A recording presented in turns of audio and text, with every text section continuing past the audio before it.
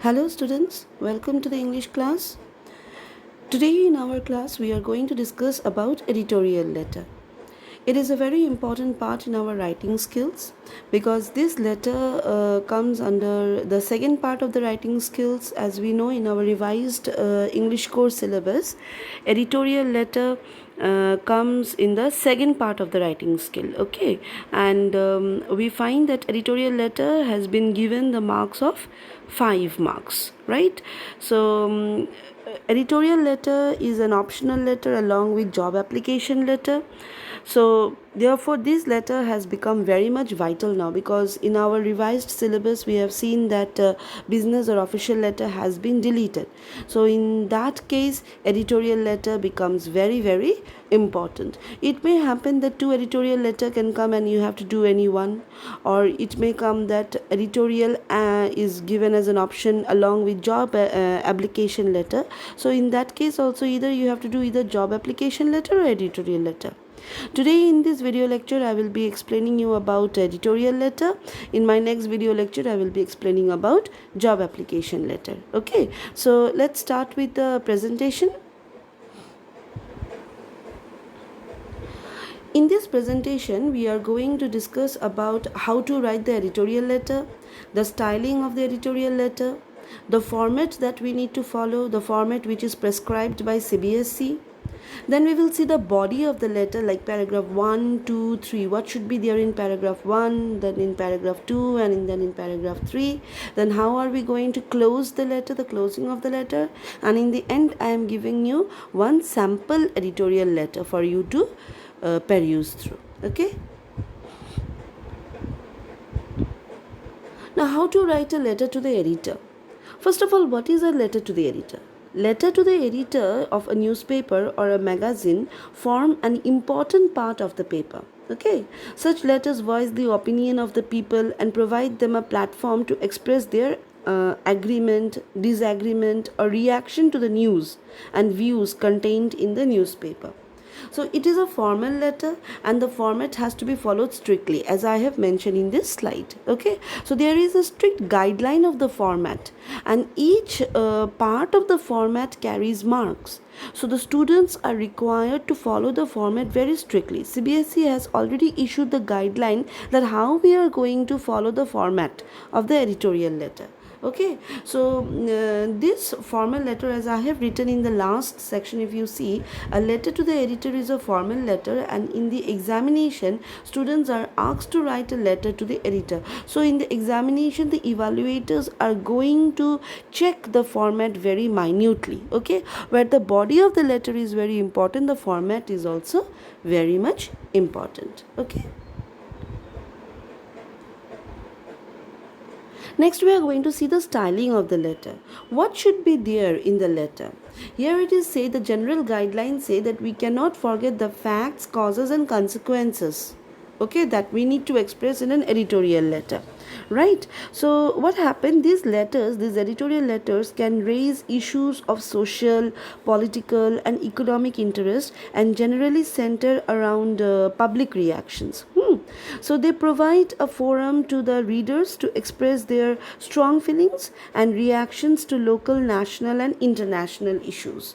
So these issues, like I have given here one example of child labor, an issue of child labor. So what are the facts? Okay, when you are writing a letter, it is very much important that you are giving importance to the fact. Okay, so what are the facts that you have discovered about child labor? Then what are the causes for the child labor and what are the consequences of the child labor? So these three things, FCC, fact, causes and consequences, these three things you have to maintain when you are framing the letter. So styling or framing of the letter is very much important. Once you know the idea, you take up the topic and you know the idea or what are the points that you need to add in the letter. Once you have decided that one in your mind, then the letter becomes very much easier for you to write. Okay. Now regarding the format is very much important. Okay, so here I have provided you one picture, but unfortunately the picture is very hazy, so therefore I have given you one written document also by the side. What should be the format? Okay, format has to be very very strict. First, what we are going to do, first we are going to write the sender's address. Remember, when we are writing a letter to the editor, we have to follow the block format. What is the block format? That is completely in the left hand side.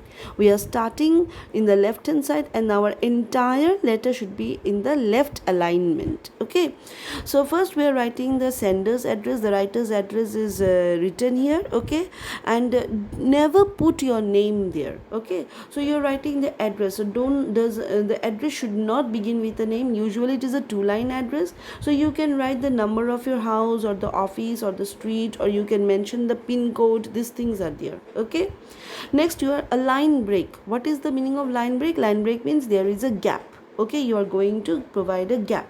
Then next line you are providing date. Okay, so what is the best format? Okay, the thing is that you have to write 12 March 2015 in this manner.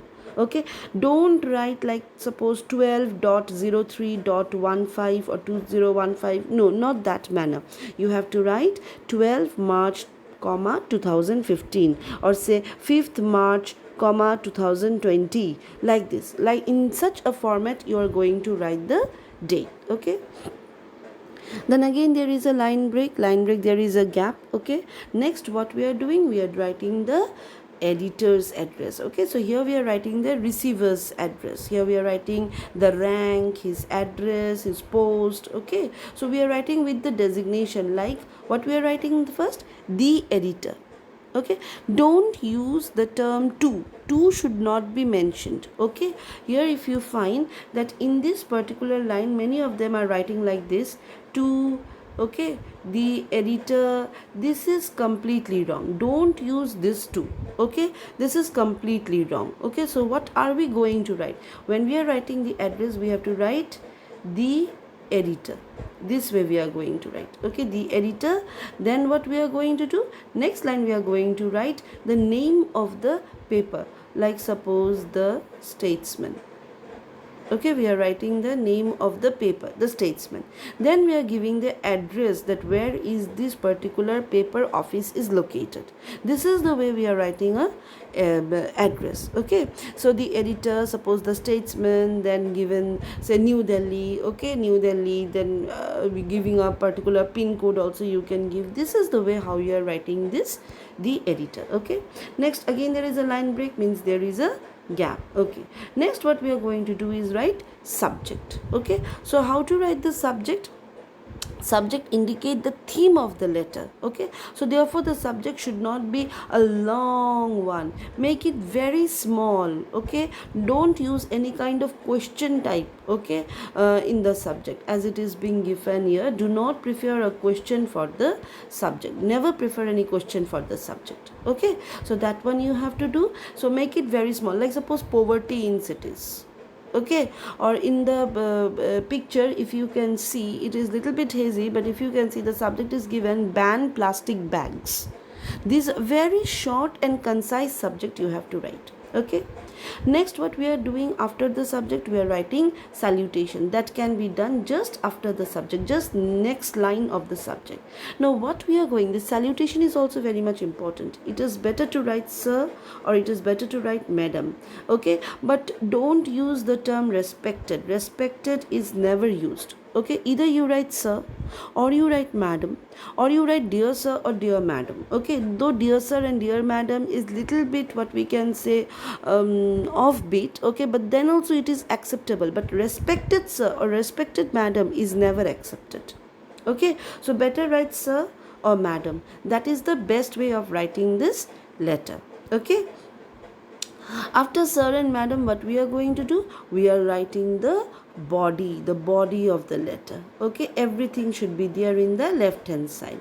And after the body, what we are doing, we are writing thank you. If you can see it very nicely, we are giving thank you, then yours truly, and then at the yours truly also you can write, yours faithfully also you can write, and then at the end, last line, what we are doing is that we are giving the uh, the name and designation of the sender, that whoever is sending the letter. Clear? So this format you have to follow very carefully, right? Okay. Now, if you see this the revised syllabus, in the format it is given that format carries how much marks? 1 mark. Okay, so format carries 1 mark. So you have to give much importance to the format. Okay. Next we will see that in the body, okay, after the format we have seen that we have to mention the body. So how to do the body, how to write the body, that is the introduction part. Okay, we have to start with a very appealing style.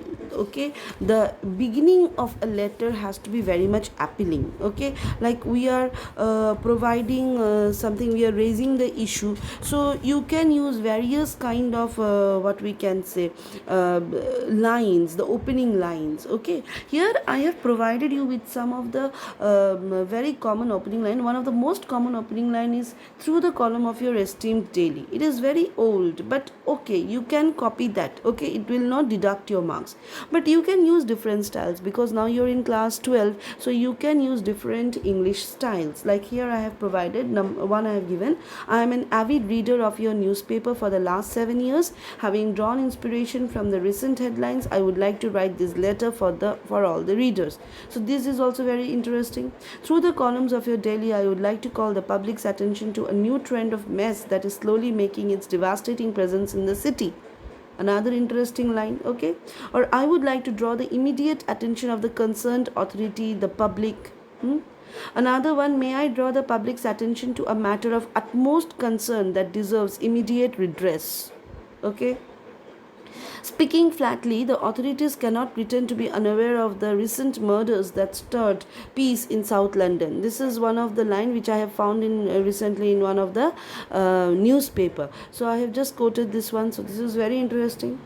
This is an open answer to Ms. Rachna Chaudhary's remark on gender discrepancies in India. So, of course, if you have a particular topic base, so you can easily write this kind of line. Who said the nation can no longer trust politicians like Narendra Modi and Arvind Kejriwal? Okay, so this is another kind of line. Okay, like if you want to start a letter with a question, okay, asking a question to the public or to the editor, then you can use this kind of also line. Okay. Next we will see in the paragraph, in the first introduction paragraph, what we are going to present. Okay, we are giving the first opening line. Then what we are going to write? We are going to present the fact. Okay, we are going to give the report, the recent study, the recent news. Okay, what we are going to say in the first line. Okay, first we are going, either if it is a kind of definition, like suppose you're writing a letter about pollution, say noise pollution. Okay, the adverse effect of noise pollution. So what is noise pollution? You can give the definition. Okay, or suppose it is about child labor, so you can say about the survey reports, that what are the survey reports of child labor, how many child labors case you have seen around the country. Okay, or what is the recent study, or what is the recent news. Okay, like suppose if it is said that the adverse effect of technology, or say mobile phones on children. Okay, so what is the recent news or the recent study say about mobile phones? Okay, so this way you can start with the letter, the introduction part, after giving that opening line which I have presented in the just the previous slide. Okay, in the introductory paragraph only you have to provide the fact, right? In paragraph 2, you have to give the causes and consequences. That what are the causes? Suppose it is child labor. First, in the first paragraph, you have said about what is child labor and what are the recent studies and recent survey of the child labor says.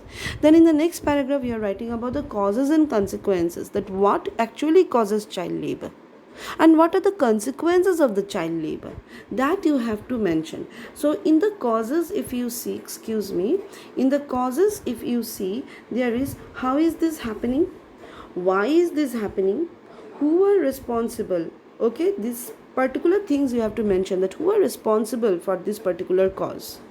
And consequences, that what are the consequences of child labor? Like suppose it is pollution or population, then population is there, poverty is there, then health problems are there. These are the consequences. Okay, if we say about pollution, population, or say mobile effect of mobile. Okay, so what consequences will be there, that we are writing in this particular paragraph, second paragraph. Okay, next we will see the third paragraph. Now in the third paragraph also I have divided into two parts. In the third paragraph, what we are doing, we are giving the solutions or suggestion to the particular thing. Okay, so that is very much important. What kind of solutions you can give, means how can the government be involved? Okay, how you can involve the government in this particular thing, that can be provided. Okay, then imposing fines or taxes, that can be the solution, or you can execute some kind of law over there, that you can say. Okay, or dismissing corrupt officials, that one you can say. Okay, like or spreading awareness over media such as radio, television, newspaper.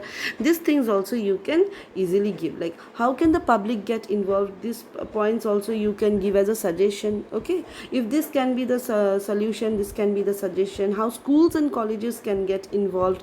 These particular things you all can write in solutions and suggestions. So third paragraph, first part of the third paragraph will be about what do you suggest to the government, or what do you suggest to the public. Okay,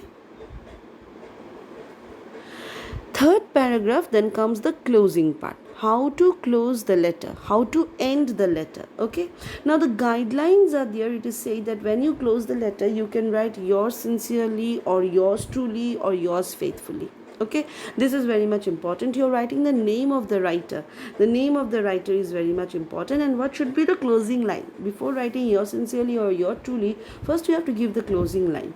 What could be the closing line? Like suppose you can write, I hope this letter would help open the eyes of the authorities and they would swing into action at the earliest. This is one of the line we can say. Okay, it is high time the government had taken immediate measures to bring such incidents under control. Very beautiful lines these are. Authorities can no longer pretend to be asleep. They have to implement necessary regulations in this matter. This one you can use.